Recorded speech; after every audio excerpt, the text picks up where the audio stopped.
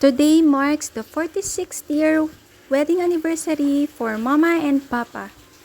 We had our family's simple celebration last Saturday. Since dun lang kasi kumpleto ang buong family. Nakapag-decide nga kami na sa Ninangan kami kakain for lunch. Tiis gutom ito guys kasi super duper init. Pero we've crossed this taginit. Makakain lang sa Ninangan. Inagahan nga namin guys para makakuha kami ng magandang pwesto at hindi pa ganun karami ang tao.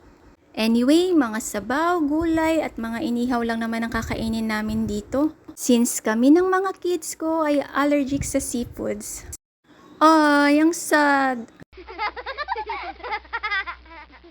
Pumipili nga ako ng barbecue na konti lang yung taba, inassist na ako ng staff nila. Masarap nga lang din yung ganito kapag paminsan-minsan lang ba. Pero ang totoo, binibilang ko talaga kasi kinocompute ko. Here na nga, nagbabayad na ako sa cashier. Natagalan nga kasi parang kulang pa ata yung perang dala ko. Here na nga, isa kami sa nauna kaya nakuha namin ng magandang pwesto na malamig. After a while kasi niyan, dumami na ang tao.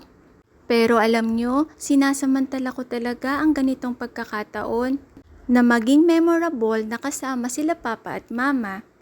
Bawat time sa buhay natin ay mahalaga. Kaya sulitin natin yung mga ganitong moments. Let's create memories with our family. Bye!